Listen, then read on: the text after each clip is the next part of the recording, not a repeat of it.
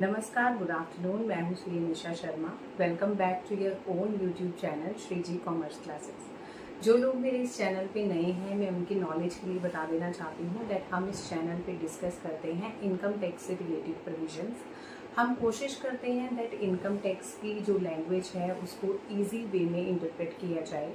जो students income tax से related पढ़ाई कर रहे हैं, जो बिजनेसमैन अपने बिजनेस से रिलेटेड कंप्लायंसेस के बारे में जानकारी रखना चाहते हैं, जो प्रोफेशनल्स लाइक एडवोकेट्स या चार्टर्ड अकाउंटेंट्स अपने प्रोफेशन से रिलेटेड अपडेशंस चाहते हैं, तो हम इस चैनल पे कोशिश करते हैं अपडेशंस और इनकम टैक्स प्रोविजंस को जानने समझने के।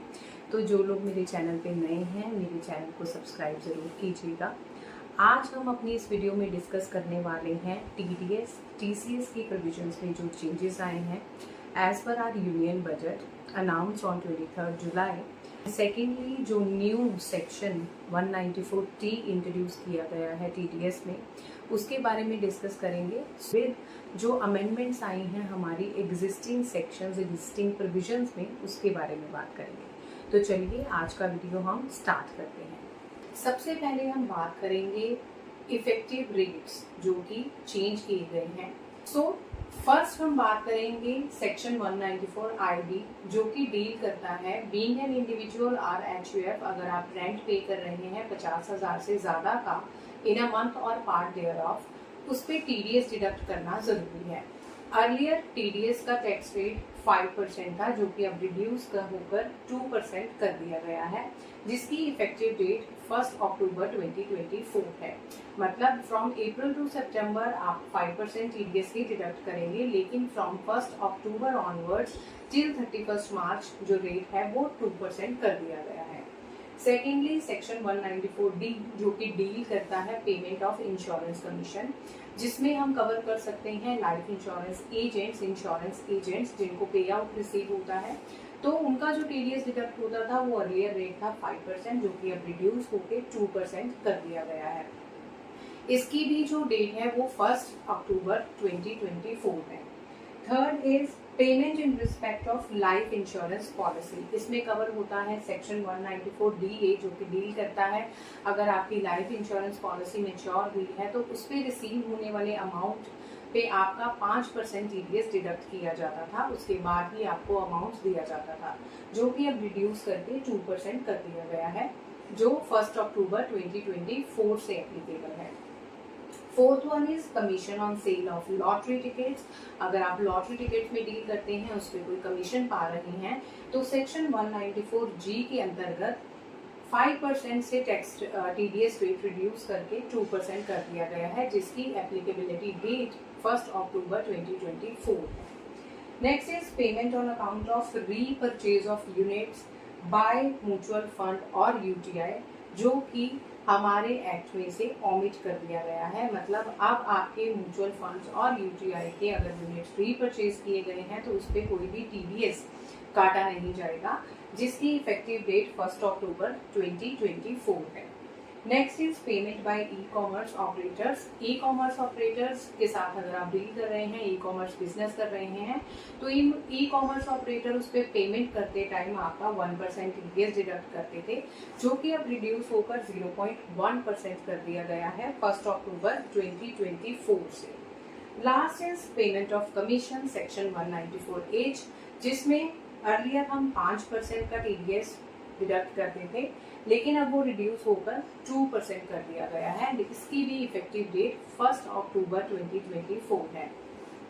यहाँ पर ध्यान इस चीज का रखना बहुत जरूरी है दैट एप्लीकेबिलिटी डेट यहाँ पर बहुत मायने रखती है, बिकॉज ये changes applicability date that is in सब केसेस में 1 अक्टूबर 2024 है, तब से एप्लीकेबल होंगे। इट मीन्स कि 1 अक्टूबर 2024 से पहले का जो पीरियड है, जिसको हम क्वार्टर्स में डिवाइड करते हैं, April May June first quarter and from July to September second quarter, वहां पर आपके पुराने रेट्स ही एप्लीकेबल होंगे, लेकिन फ्रॉम 1 अक्टूबर 2024 आपके proposed rate, new rate applicability में आ जाएंगे। ये तो बात हो गई इफेक्टिव रेट्स में रिडक्शन की। अब हम बात कर लेते हैं न्यू सेक्शन 194T जो कि डील करता है TDS on payment to partners in form of salary, bonus, commission और रेम्यूनरेशन। अर्लियर इसके रिलेटेड कोई भी प्रोविजन नहीं थी, कोई भी लिमिट्स नहीं थी। पार्टनरशिप फर्म अपने पार्टनर्स को पेमेंट करते टाइम टीडीएस डिडक्ट नहीं करते थे। लेकिन after introduction of this section, जो कि एप्लीकेबल होगा फ्रॉम 1 अप्रैल 2025, मतलब नेक्स्ट फाइनेंशियल ईयर से ये एप्लीकेबिलिटी में आएगा, जिसके अकॉर्डिंगली अगर पार्टनरशिप फर्म अपने पार्टनर्स को इन form of bonus, salary, commission और रेम्यूनरेशन पेमेंट कर रही है, जिसकी अमाउंट एनुअली एक्सीड करती है ₹20,000, तो उस अमाउंट पे 10% टीडीएस डिडक्ट करना अब ज़रूरी होगा। सो ये एक नया सेक्शन इंट्रोड्यूस कर दिया गया है यूनियन बजट में। अब हम बात कर लेते हैं अमेंडमेंट्स की। अमेंडमेंट्स में सबसे पहली चीज़ है टीसीएस टू सैलरीड एम्प्लॉयज़। हम सब जानते हैं दैट सैलरी एम्प्लॉयज जो अपनी इनकम अर्न करते हैं फ्रॉम देयर सैलरीज, उस पर टीडीएस डिडक्ट करना ज़रूरी है इन केस उनकी सैलरी अगर स्पेसिफाइड लिमिट को एक्सीड करती है।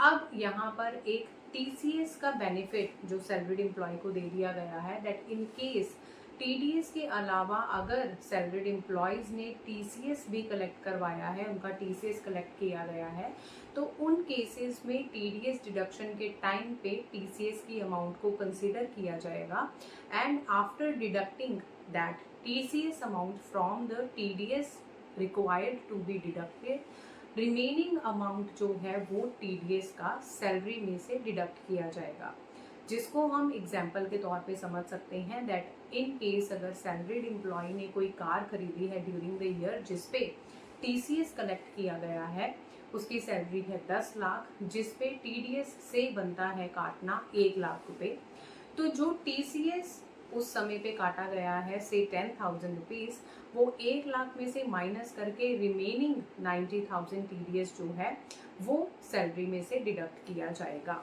सो ये एक राहत दी गई है सैलरीड एम्प्लॉयज़ को, सो दैट उनको बेनिफिट हो सके और उनका कंप्लायंस बर्डन जो है वो रिड्यूस किया जा सके। But I don't know how, because अगर टीडीएस या टीसीएस डिडक्ट किया जा रहा है तो कंप्लायंस तो फिर भी करना पड़ेगा in form of filing their income tax return.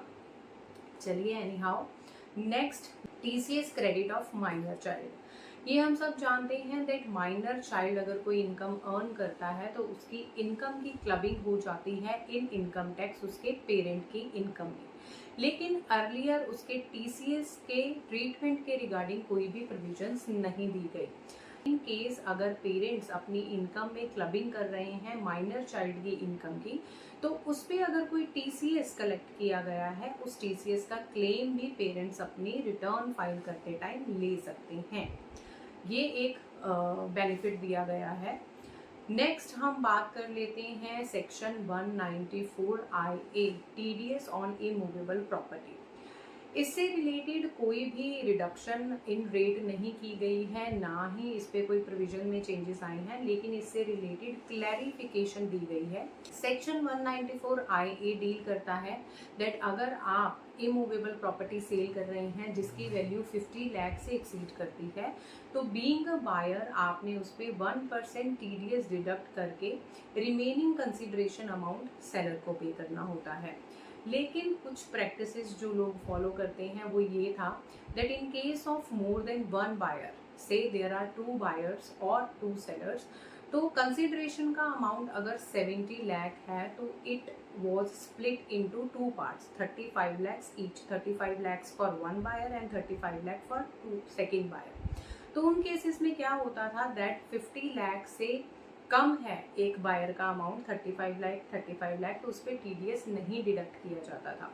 तो इस चीज़ को कर्व करने के लिए ये क्लैरिफिकेशन दी गई है बाय डिपार्टमेंट दैट अगर आप इमूवेबल प्रॉपर्टी सेल कर रहे हैं तो कंसिडरेशन का अमाउंट इन एग्रीगेट 50 लाख से एक्सीड करेगा तो आपको 1% टीडीएस डिडक्ट करना ही है, irrespective of number of buyers और सेलर्स।